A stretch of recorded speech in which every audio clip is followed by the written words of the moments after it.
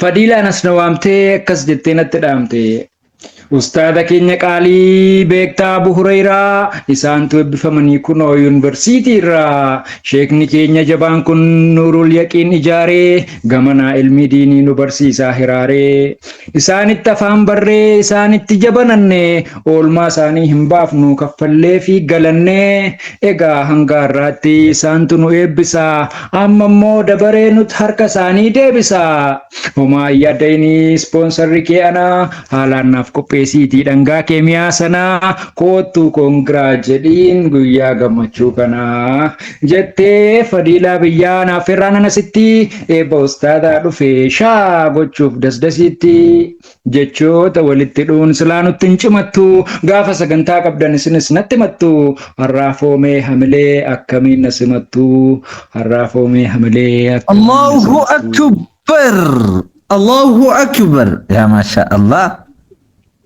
Yoo bifa keenyaa biyya keessaaf alaa eebba ustaada keenyaaf baadhattanii galaa ustaadonni keenya gaggeessaan gamtaalee mudiiraaf amiirrantuu markadaalee gammachuu keenyaaf jecha mana keessan cuftanii sheekaaf barattoonni irra Nuurul Yaqiin dhuftanii isin obboloota qulqulluu keessisaa nooruudhaan simatee nutu sin teessisaa markadni Nuurul Yaqiin maaddiin ilmii diinii nu hundaafuu mana keenya kan keessanii guutee qophaa'eera bakki sin teessanii shukriin isaa ga'u isa sinnuuf kenne inteenya ol galaa anaa dhufu jenne inteenya ol galaa anaa dhufu jenne ለኡስታዳችን ምርቃት ጥሪያችን ሰምታችሁ ግብዣችን በማክበር ስራችሁን ፈታችሁ ከሀገር ውስጥና ውጭ እዚህ የመጣችሁ ከሰሜን ከደቡብ ከምስራቅ ከምዕራብ ዛሬ እዚህ መጣችሁ ለፕሮግራማችን የሆናችሁት ድባብ ባትሆኑትም እንኳ የኛ መርከዝ አባል በወንድማማችነት ጥሪም በመቀበል ከይርም በመፈለግ ሳይኖርባችሁ ይዳ የተገኛችሁልን የክብር እንግዳ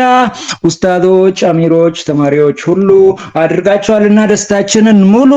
ለያይቼ ሳልል የወንድና የሴት አሁን የምትገኙት በኡስታድ አቡ ሁረይራ ቤት ኑሩል የቂን መርከዝ እንኳን ደህና መጡ ኑር ብለናችሁ ኑና ተቀመጡ ገበታችን ሙሉ ነው ሁሉም ብሉ ጠጡ Allahu akbar barattoonni keenya jamaawwan mana ustaada isaanii Abu Hurayraa kana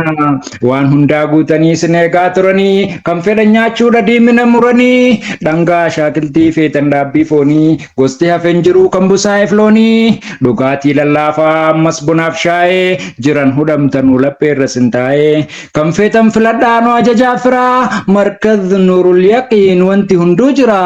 akkanaan shaashambaa jechaa waliin turra Ashaqaa taphadhaan mukaayinaa nurraa ashaqaa taphadhaan mukaayinaa nurraa Allahu akbar shaashambaa taap koppiliinki sheer itti mudda Mashallah Allah akkanaan ergamsi maddee keessummoota keenya har'aa eebba ustaada keenyaatti dabareen achi tarraa guca diinii dungoo ilmii ustaada Abu Hurayraa congratulation jalqaba durarraa daa'imummaan barattanii beekumsa diin islaamaa Nuurul Yaqiin keessatti nuuf ifaa akka shaamaa